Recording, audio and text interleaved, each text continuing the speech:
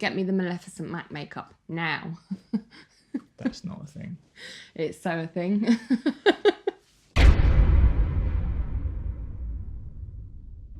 Hello and welcome to another Popcorn Club.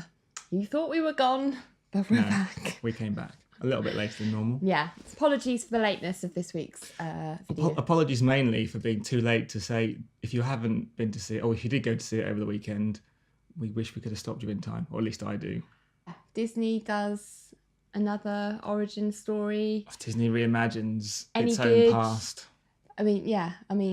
Well, we've got differing views on Maleficent. Let's just put that out there right at the beginning. Mm-hmm. I thought it was on the good side of average. Russ on the bottom side. Very bad side of average. But before we start, can I just say, round of applause to the star of the show, Angelina Jolie's cheek highlighter. I mean, man, girls, you know what I'm talking about. You know.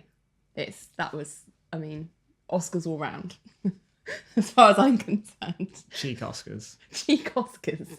It was Angelina Jolie's film, yes. Right? That you can agree on. No, agreed. She's the best thing about the film. She's the only three-dimensional character in the whole film, which is great for her, and she plays it really well, and she has fantastic cheekbones, as we've already established.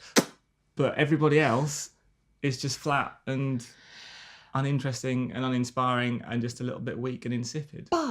Which really hurts the film. No. Well, see, does it? Because I think, the film's called Maleficent. Mm-hmm. It's about Maleficent. Yeah, that's fine, but that doesn't mean that you disregard everyone else. But she just does it so well. Like, it's almost like I can't imagine anyone else doing that part. Like, it was like she was born. I think, again, I'm not disagreeing that she hasn't done it well. She has done it well. Yeah. That's not in question.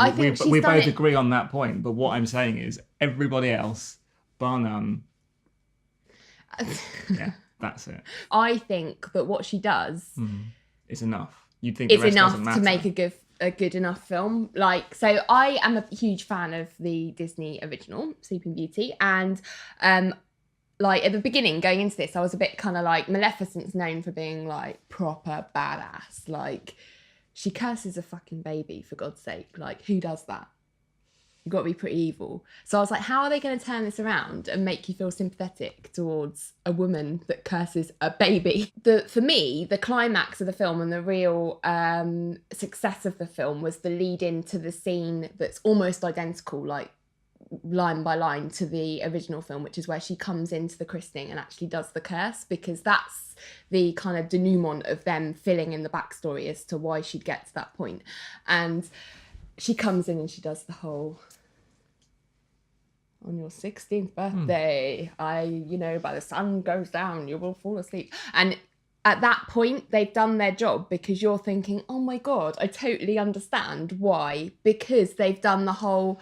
I thought the origin story that they'd filled in beforehand and Angelina Jolie's part in that, not the bit at the beginning with the girl, which I wasn't that interested in, it was just nice to look at. But for me, the standout scene was the one where he cuts her wings off. I think her howling emotion when she wakes up the next morning and realises what he's done and the betrayal, I just thought was, you could almost go, it's not too unsubtly rape metaphor. He's really taken, wish you hadn't brought that up. He's taken something from her. He's violated her. It's a violent act, but not every violent act is rape. And I didn't know. I thought they went there. I thought they went there slightly. And I thought she managed to pull that off in a way that was kind of like, this was this huge, horrible betrayal to cut off her wings. And that meant that when you got to the scene and she's so bitter and twisted, you buy it because of what he did to her. The scene in where she does curse the baby, again, she's the best thing in the film. That's probably the best scene in the film. But what you were talking about with the lead into that, I thought the first half hour of the film till we get to that point is just the most turgid nonsense that you have to wade through. it's almost like whole act after act after act, but just within like 5 minutes at a time. You start with her as a young girl and she's dancing and playing around and everything's That was a pretty. bit boring. Then you meet the king or the man who will be king as a child, and you kind of see little bits of them growing up together and then going apart, and you're kind of crossing a whole span of time with like a whole generation almost within 10, 15 minutes of the film, and you've kind of got this narrator sort of tying everything together, which is called almost like the subtext of the narration is sort of just stick with it because we'll get to it and we'll get to the point and it'll be good eventually. But this, you kind of just have to sit through. I was like, no, I don't like this. I don't want to sit through. The only bit that I felt a little bit like that was the bit with the kids. As soon as Angelina Jolie comes in, I'm like, there, I'm happy.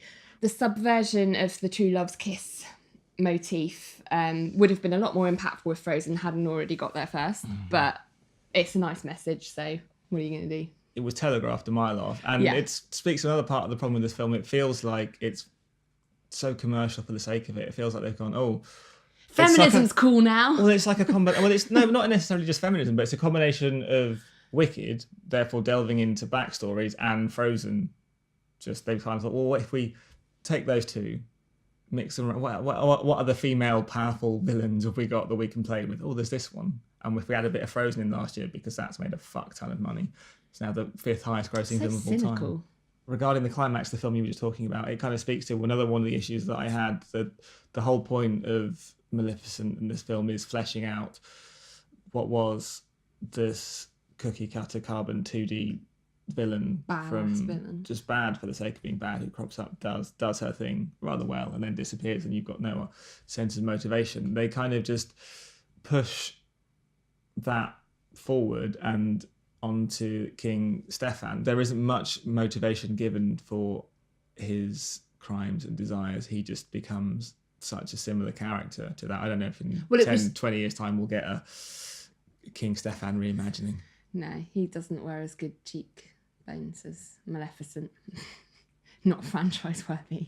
Basically, in essence, I think Angelina Jolie was, it's pretty average in terms of execution. As you say, there are some bad bits about it. It could have stayed tighter to the source material, been a bit cleverer with that. But Angelina Jolie, I think, is just so good in role. In lesser hands, it would have been a pretty below average film, but I think she elevates it personally. So for me, it's a 7 for popcorns. I thought, not brilliant, not groundbreaking, no Oscars apart from cheeks. It might get makeup, and you can get visual. Should get design, makeup because it looks great. Yeah. But it's completely empty and vacuous. So I would only give it 5 of your pathetic popcorns. 5 of your human popcorns. So, what will we see next week? Next week, Fruitvale Station, I believe, is out here in selected cinemas. I don't know if it's quite going nationwide, but it is out in our neck of the woods at least. So we'll try and have that for you on time next week. But in order to make up for our woes, we will have a cheeky bonus video for you coming soon. So watch out for that later this week. See you next time. Bye.